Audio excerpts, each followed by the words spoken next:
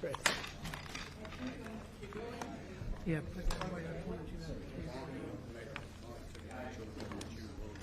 Oh, she was here today. I talked to your daughter yesterday. She was at Jason's. She's a good kid. She's a good one. Hello, everybody. Oh, look who we have. How are you? It's been a long time. Must be something big happening, huh? You all set? Well, thank you very much. It's a great day for me because I have a lot of confidence in this gentleman. And we're thrilled to swear in our new Secretary of Homeland Security, a great American patriot, to put it mildly, Markwayne Mullin. And I want to just say, Markwayne, congratulations. Great. You deserve it. You're a great man. Let me also thank Secretary Mullin's beautiful family, including his wife, Christy. Thank you. His sons, Jim and Jace and Andrew, and daughters, Lara, Ivy, Lynette, and other members of the Mullin family. It's a beautiful family. You would know this guy. He's our big top wrestling guy. I won't wrestle him for anything. An all-American wrestler, huh? Good. You have good genetics in that family. Proud of you.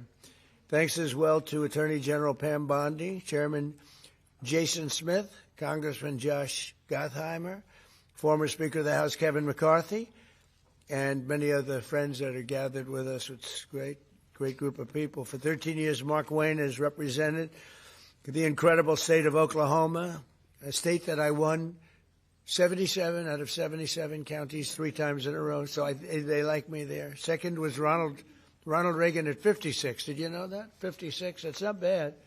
But 77, it's 77 out of 77, I think, right? That's not bad. But he was there in Congress as a member of the House and then as an outstanding United States Senator. And he really has been outstanding. He's been a close and vital partner in helping us secure the border, stop migrant crime, end the scourge of illegal drugs, and make America safe again and make America great again.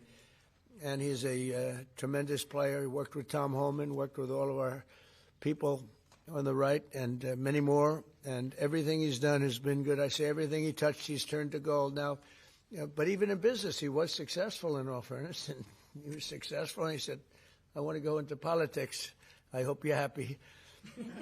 But as the only Native American, I didn't know that, huh? Let me look at you. Well, I think that's all right. He's got great quality, I can tell you. It's the only Native American in the Senate. How many have been there before you? Do you know? Native American? I think 3. 3. Well, you're a fantastic representative. Markwayne has also been a fantastic advocate for our cherished tribal communities. He's now the first member of the Cherokee Nation ever to serve as a member of the cabinet. I didn't know all these things. I would have picked him faster if I had known. I would have made a quicker decision. Prior to his career in public service, Markwayne had a very successful career in business, leaving school at age 20 after his father got sick, taking over his family business and turning it into a multi-million-dollar success story. He's a very successful guy. Markwayne has also a career as an MMA fighter. That's why I looked at his ears and I said, I'm not going to fight with him. You can tell a lot about a person by their ears, right? During which he went totally undefeated. He was undefeated during his career, and he's been inducted into the Oklahoma Wrestling Hall of Fame. And the family is made of fantastic wrestlers, especially that guy right there. That's my favorite guy, huh? And suffered bad injury and come back stronger than ever, I think. So good to have you, man, right?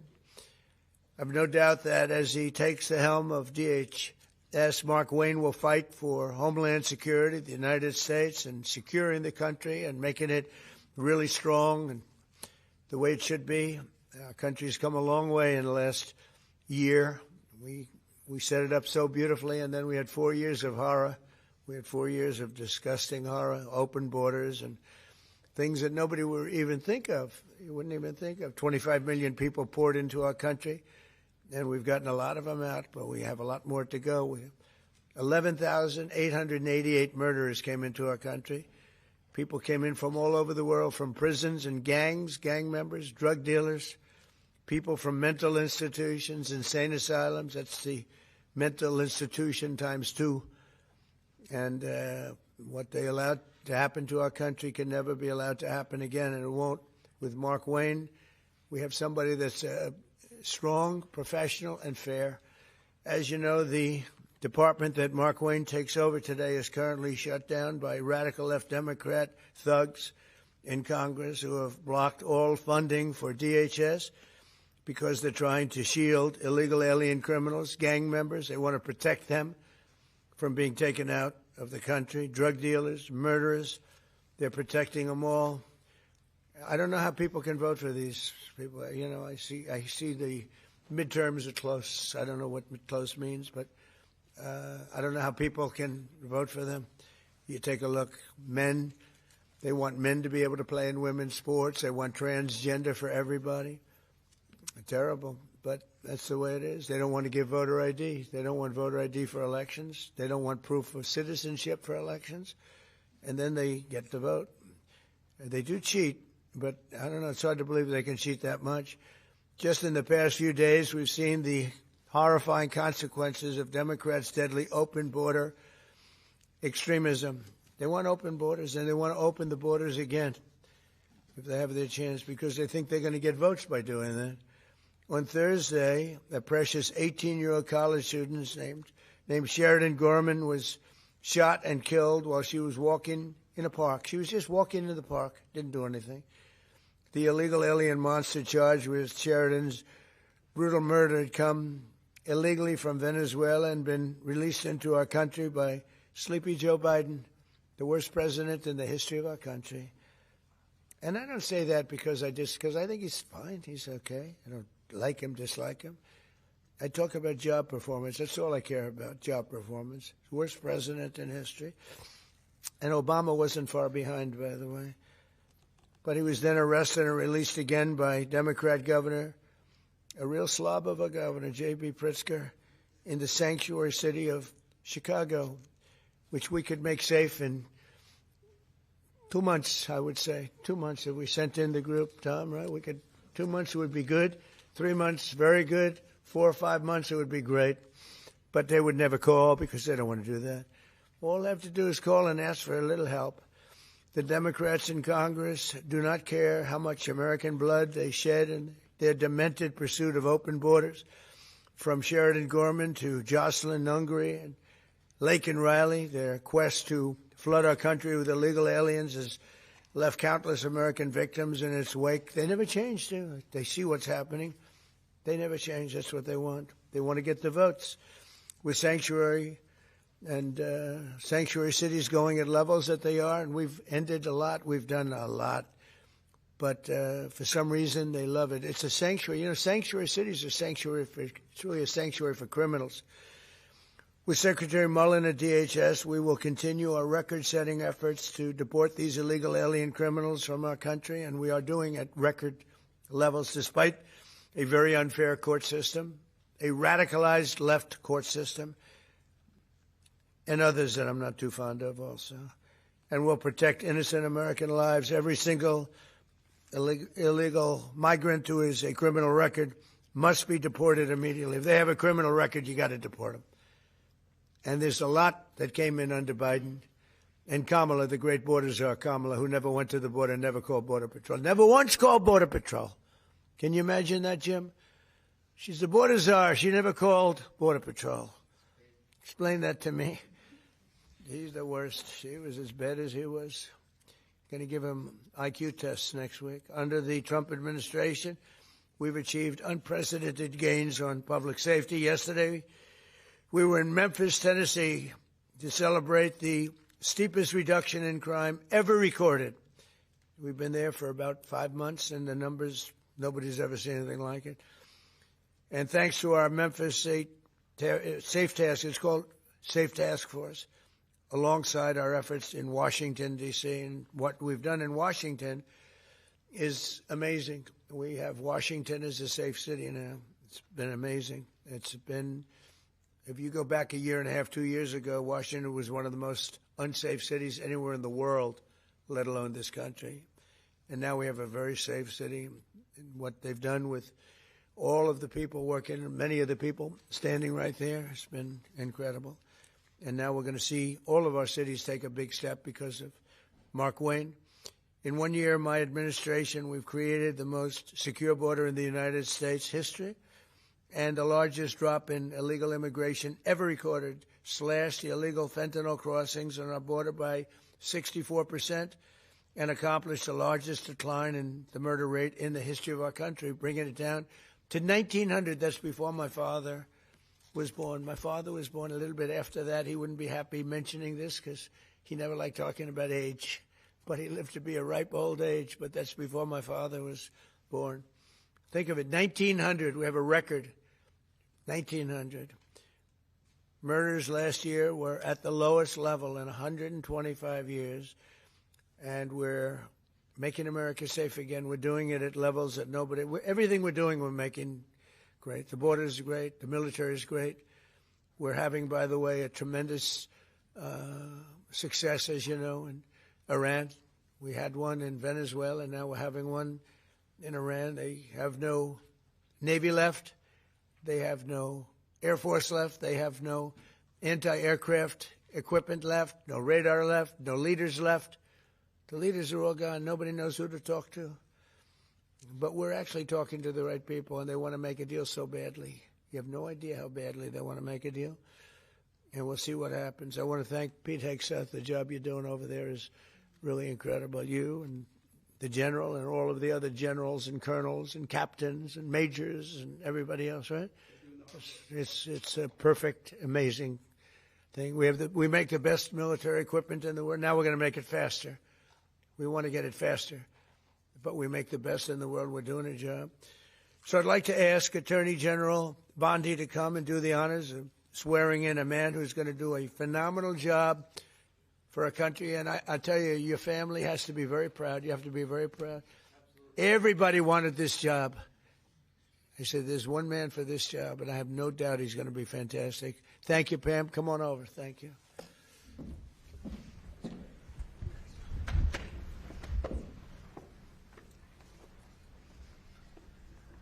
Please raise your right hand and repeat after me. I do solemnly swear. I do solemnly swear. Markwayne Mullin. Markwayne Mullin. That I will support and defend the Constitution of the United States. That I will support and defend the Constitution of the United States. Against all enemies, foreign and domestic. Against all enemies, foreign and domestic. And that I will bear true faith and allegiance to the same. And I will bear true faith to allegiance and do the same. And that I take this obligation freely. And take this obligation freely. Without any mental reservation. Without any mental reservation. Or purpose of evasion. Or purpose of evasion. And that I will well and faithfully. And that I will well and faithfully. Discharge the duties of the office. Discharge the duties of the office. On which I am about to enter. Which I am about to enter. So help me God. So help me God. Congratulations, Secretary. Hey.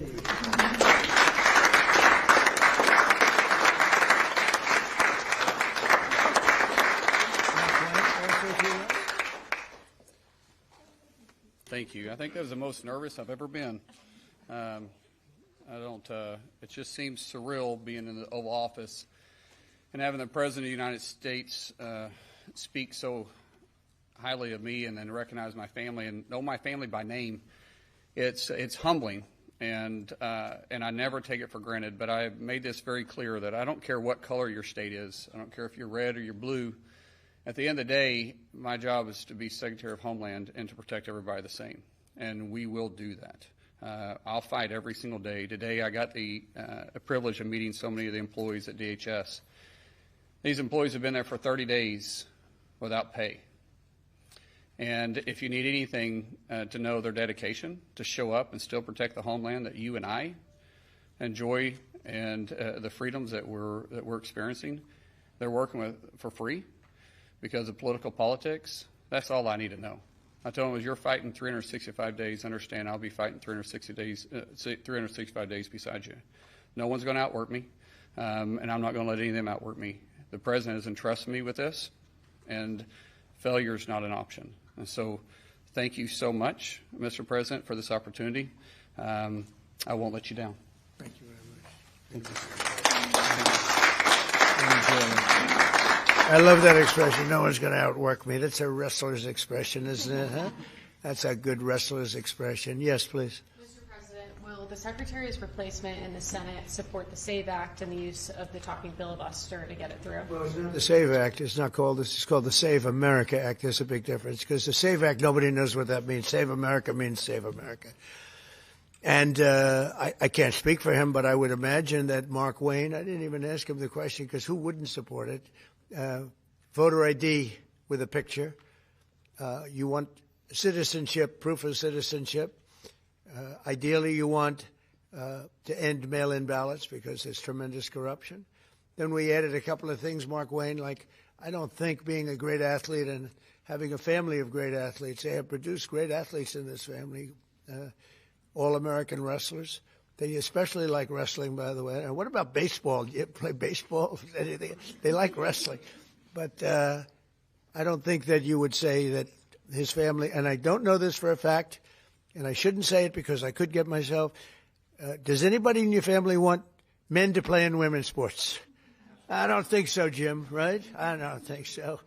I don't think. How would they do? Would they do good wrestling you? They would be in trouble? He said, yes, they'd be in big trouble. It's so crazy. So that would be one. And then we have a few others that we call them the best of Trump. But if you look at transgender mutilization of children, we don't want that. It's the mutilization of children. We don't want that. So generally speaking, I think I can answer that Markwayne would be very much in favor of what I'm in favor of. Would you say that's right, Mark? I can't think of too many things. He might be worse. He might be worse than me. That's my look at his wife and say, that's right. But so, yeah, he's going to be great. Yeah. Do you believe the Secretary will run DHS any differently than Kristi Noem did? What do you hope to see as his priorities? Well, we had a good run. Look, we created the strongest border with the help of that man right there. Tom is so incredible. He's going to be a big influence here, too. There's nobody more professional, nobody better. There's nobody better as a human being. You know, he looks tough, but he's got a good heart. But not too good. Don't make it too good. But, you know, we had Tom. We have the safest border we've ever had. We have a lot of assets, but a lot of things we can do, and we're going to do. We have to get criminals out of our country that were allowed in by Biden. Yeah, please. Mr. President, do you support what appears to be emerging agreement coming out of the Senate to reopen DHS? Well, I'm going to look at it, and we're going to take a good hard look at it. I want to support Republicans, and, you know, sometimes it's awfully hard to get votes when you have Democrats that don't want to have voter ID. They don't want to have proof of citizenship. They don't want to do anything about men playing in women's sports. That's one of the items we put on, you know. And I did that just because it's so popular. You know, they say that's at least an 80-20 issue. No, it's about a 99-1. I don't think it's, what do you think, Pete? Do you think it's 80-20? Who's closer, 80-20 or 99-1? Almost 100. Yeah, I think 100 is really the, so, you know, so I support that, and I support common sense. Would you be comfortable with a deal that involves separating ICE funding from the DHS funding package in order to reopen? Well, they're working on all of that. You know, that's a detail that they'll explain later. Please. Election integrity and DHS measures. Mr. President, since CISA falls under DHS, and given that many credible voices have raised concerns over its premature and possibly likely faulty 2020 election assessment, will you and Secretary Mullin implement reforms at CISA and at DHS to ensure full confidence in future elections, like in the upcoming? About it. We'll talk about it. You know, pros and cons. Look, they used it to try and put me in prison, right? So I can't be thrilled with it. They used that very strongly, very illegally. The Democrats are thugs, and I don't want to say that. It would be nice to everyone get along, but it's a different country than it was years ago. It was very dangerous the way they used it. And they weaponized government. They used that to weaponize government. So I'm not thrilled, but I'll also go along with two groups of people, the military, and I think the military likes it, right? And I'll go along with the senators. I'm fine. But I was a big victim of it. Yeah, please. Are you going to send Jared Kushner and Steve Witkoff to do direct negotiations with the Iranians? Yeah, well, we're in negotiations, as it turned out, and now you've seen what I said yesterday was exactly correct. We're in negotiations right now. They're doing it along with Marco, JD. We have a number of people doing it, and the other side, I can tell you, they'd like to make a deal. And who wouldn't if you were there? Look, their Navy's gone, their Air Force is gone, their communications are gone. That's the biggest problem. It's very hard to communicate them between themselves. All of the anti-aircraft is gone. Most of their missiles are gone. We either shot them or they shot them and don't have them anymore. They're down to a trickle. Pretty much everything they have is gone. I don't know. Can you name one thing that's not gone, or can you name one thing that's doing well? You know, if you read the papers, you think we're tied. You think we're in a tough battle. We are roaming free over Tehran, the city, Tehran, as opposed to Iran. We're roaming free. We can do whatever we want. And as you know, today we were going to have the privilege of shooting down a very big electric generation plant, one of the biggest in the world.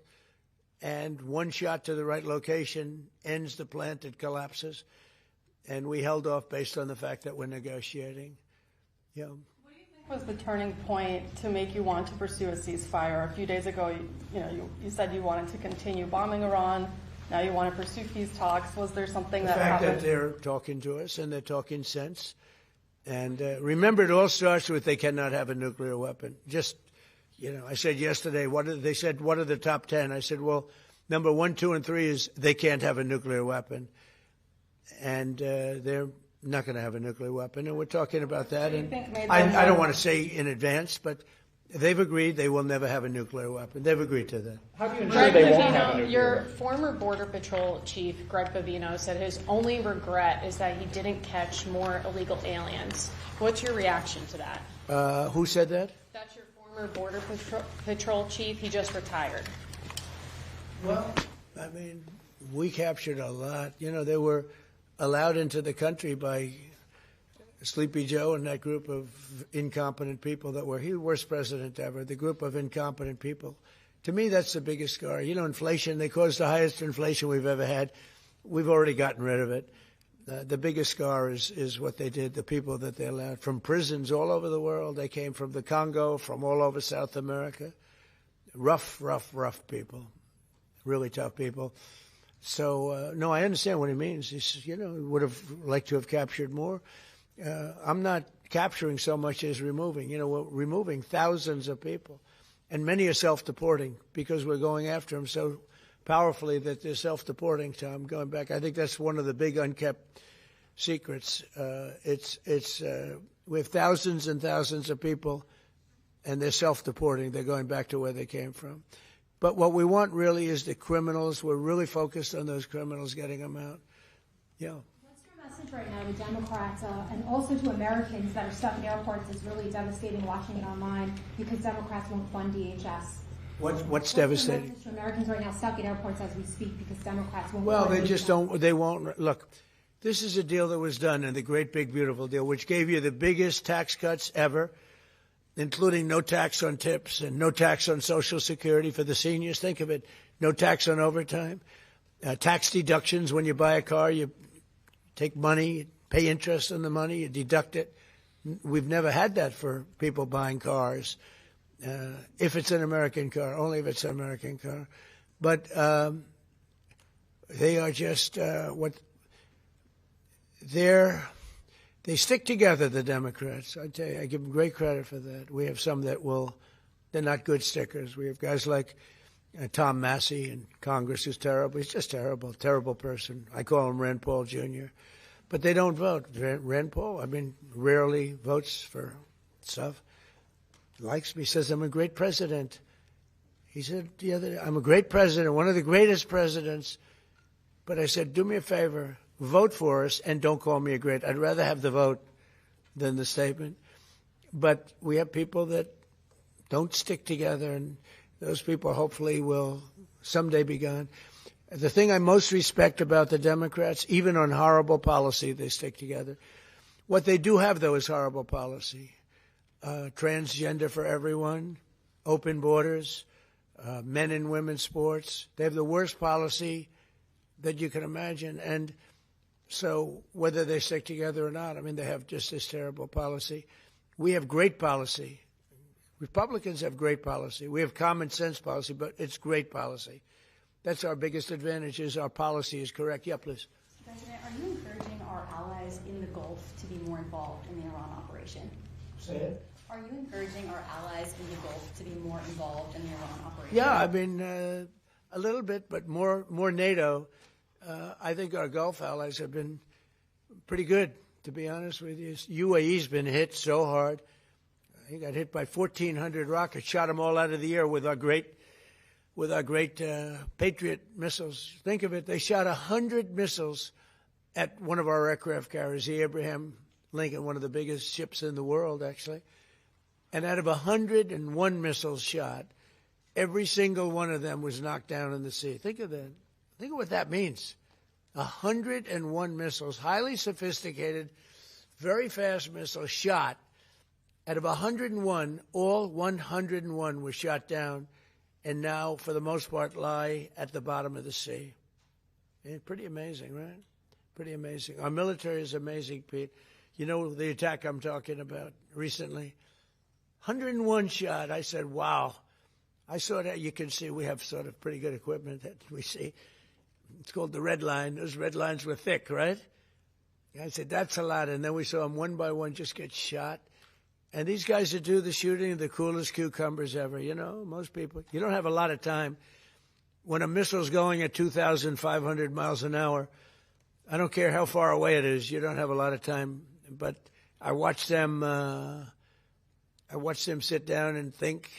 Great students, MITs, a lot of MITs, a lot of guys like this. They're not as much into the muscle as they are this one right here. And amazing to watch them perform under great pressure, because they have a matter of seconds to do it. If they don't do it properly, it's a big problem, you know, because these were powerful. These were very powerful missiles coming. And so a lot of people choke. They don't choke. These guys don't choke. They're the best in the world. We have the best in the world. Yeah. Mr. President, what would be your message today to the TSA agents who have been staying home in recent days amid this impact? Well, some of them are needing money, you know, because the Democrats cut off their money. I blame the Democrats more than anything else. But some of them, you know, they didn't get paid because they're not funded by the Democrats. This is a Democrat problem. In fact, I actually said to the Senate, why would you say this is a Democrat problem? I think the polls are showing it's a Democrat problem. And they'll do anything actually to hurt our country so they can try and win the midterms.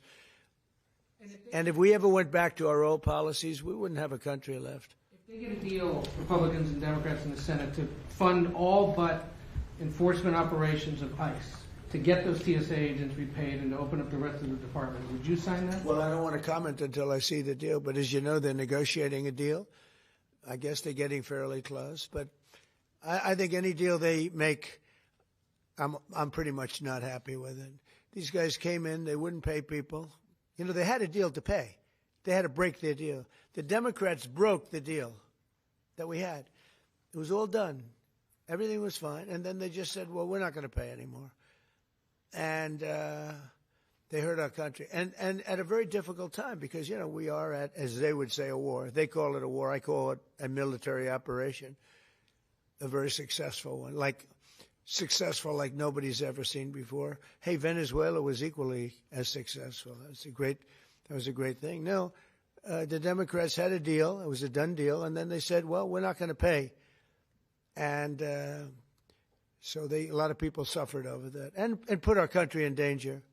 You have another question? You haven't been here in a while. Well, on Iran, can you give us any more sense of who exactly in Iran it is, either Witkoff and Kushner and others you're speaking with? Yeah, we had, I hate to say this in front of these young people. They're not children.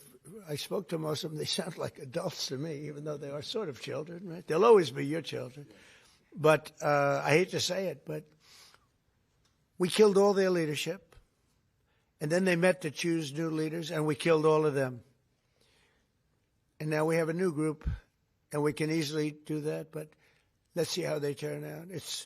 We have really regime change. You know, this is a change in the regime. because the leaders are all very different than the ones that we started off with that created all those problems. So this was, I think we can say, Jason, this is regime change, right? What makes you trust them? I don't trust anybody. I don't trust you. I mean, that's only because I know you. But if I didn't know you, I'd probably have more trust. But I don't trust anyone. Why bother Why talking do you? to them Why then? do you say that? Why do you say what makes you trust? Do you think I trust them? I don't trust them Then why bother talking to them?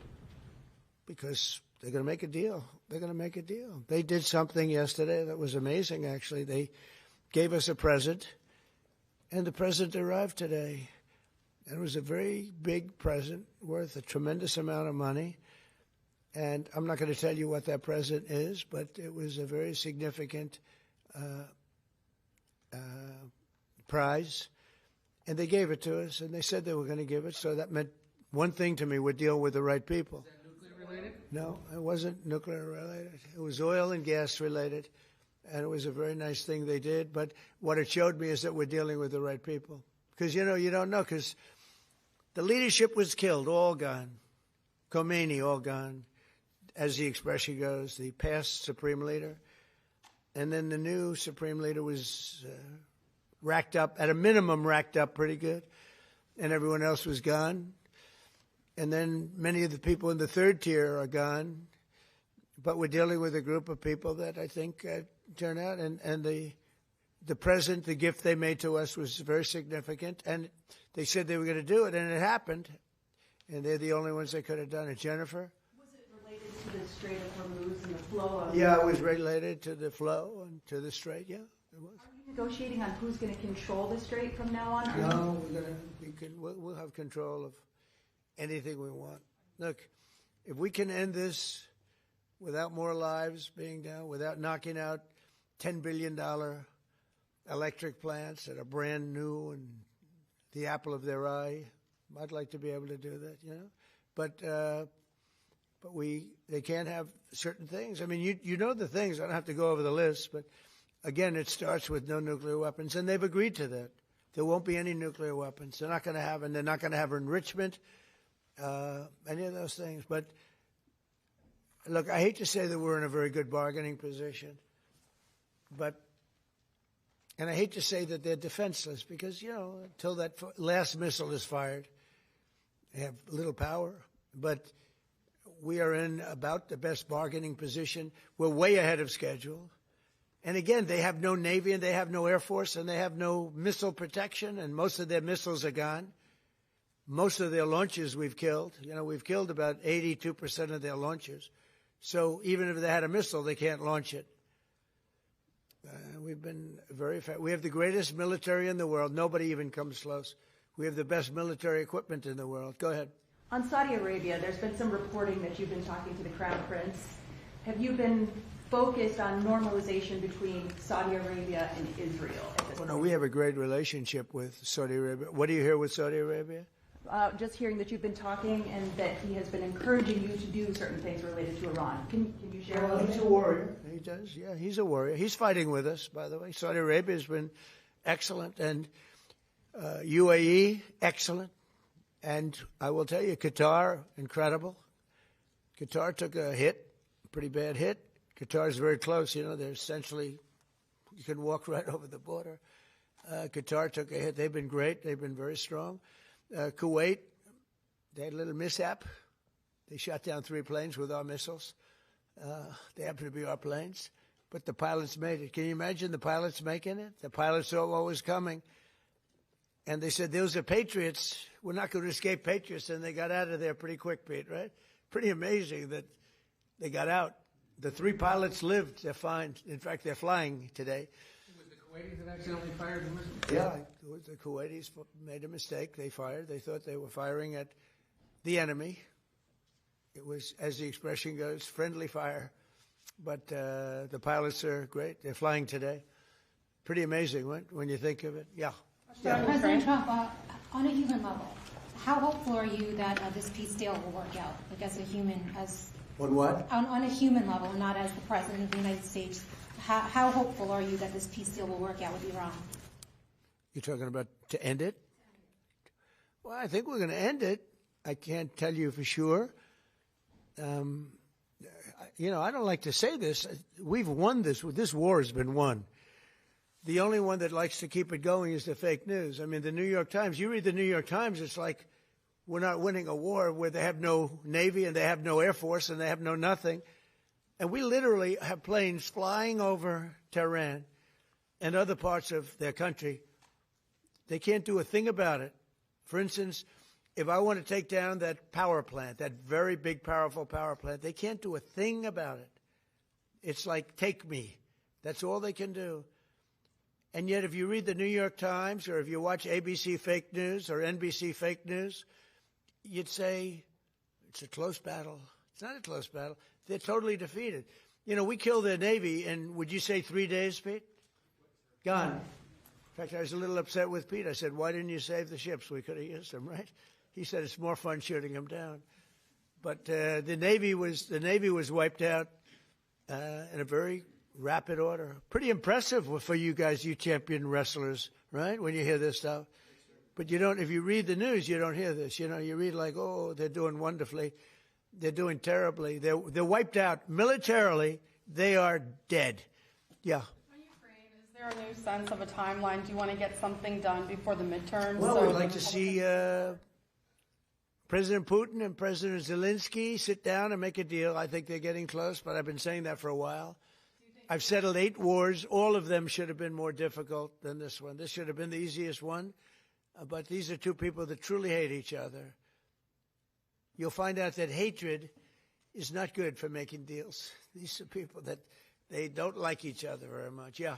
I know you said there's a bunch of people from the administration who are negotiating with Iran. There's been reports that the vice president is leading those negotiations. Is that true? Well, he's involved in them. JD is involved, and Marco's involved, and Jared Kushner's involved, very smart guy, and Steve Witkoff, smart guy, is involved.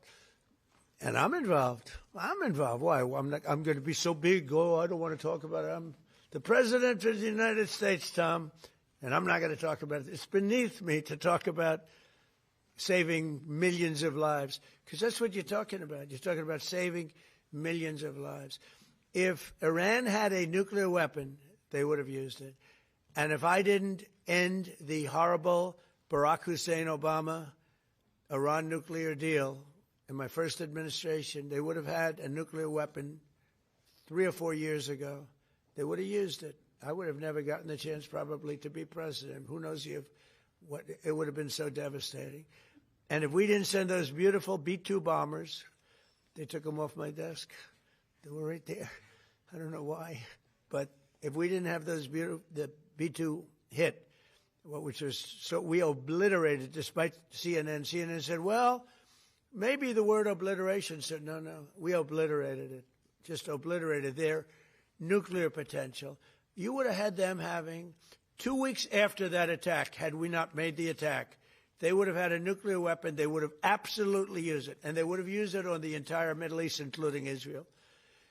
And you know why you see that? Because unexpectedly, when this war broke out, unexpectedly they started sending missiles to UAE, Qatar, Saudi Arabia, Kuwait, Bahrain, and elsewhere.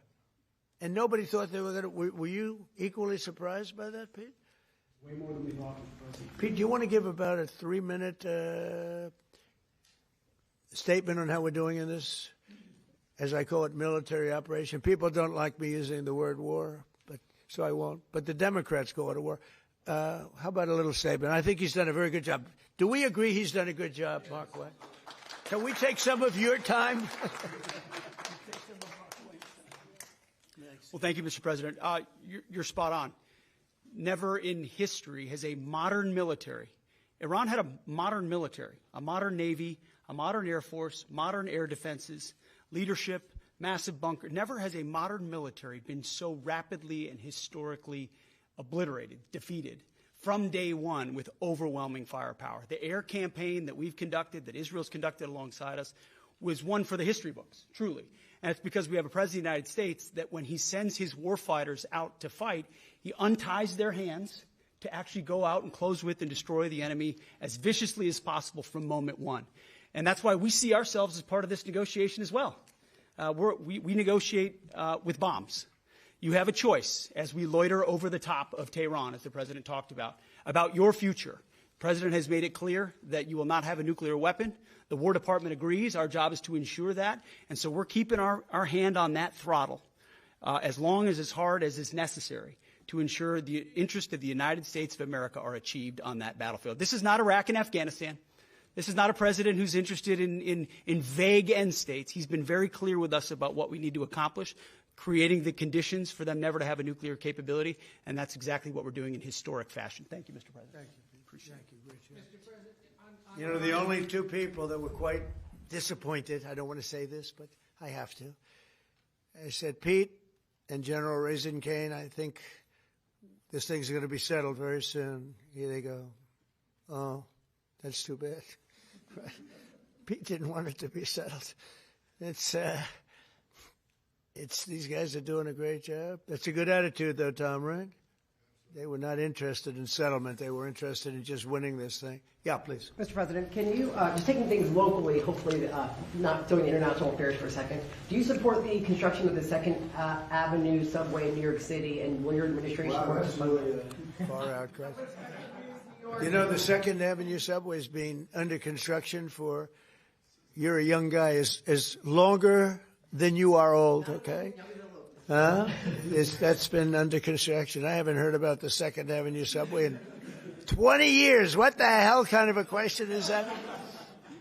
I guess they got to get it finished. They spent trillions of dollars practically. No, they spent more money on that than on anything, I think, in the history of our city, in New York City. And it's been under construction for a long time. It's very sad, actually. The only thing maybe worse was Gavin Newsom, the governor of California, his train, I call it his train wreck because it's a wreck. That's been years. It's literally 30 times over budget. Nobody's ever seen anything like it. And it doesn't go to San Francisco and Los Angeles like it was supposed to. They decided to cut it way short because there was no way they could finish it. But it's one of the worst. I've never seen anything like it. Other than the worst, the Federal Reserve building for almost $4 billion, little building that's going to cost a renovation for $4 billion, headed by our highly incompetent head of the Federal Reserve. Yeah, please. Mr. President, would you be open, are you hoping to see the Senate pursue Reconciliation 2.0 to fund ICE and pass the Save America Act? Well, we'll see about reconciliation. We're certainly talking about reconciliation, I think, Markwayne, right? Do you want to talk about that for a second? Now that he's working, we can get him to do this. Thank you. Lindsey Graham, the chairman where the reconciliation will funnel through, he is committed to making sure we get reconciliation through. If that is in some form with funding ICE, possibly backfilling from the One Big Beautiful Bill, but also more importantly, the Save America Act. There's a framework that we can do through reconciliation, paying for it, put some of the policies that cost money in, because there's nothing more important than the Save America Act. I mean, that's what the American people want. There's 80% of the population say they want only Americans voting, citizens that are registered to vote, citizens that have done it the right way, and I believe that everybody wants an election integrity. So, fortunately, Lindsey Graham has said through reconciliation he's willing to put the framework out for that. And I think that was said so beautifully, so concisely, so well, your father, that we should let him have the last word, and that was it. That was the last word. Did he do a good job? Are you impressed with your father? Never been more impressed with anybody in my life. How about me? Don't answer. Don't answer. Don't answer. No, you like your father better, okay? Come here. Look at this guy. Come here. This guy, don't wrestle him. We'll see you over here. All right. I want to thank the family, because without the family, he's not here. You know, he's a different person.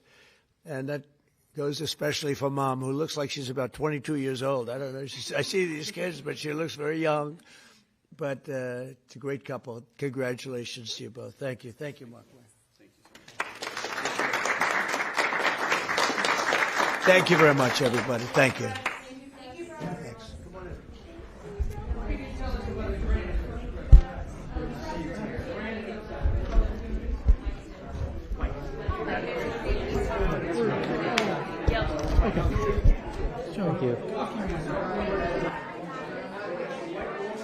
Blackwood.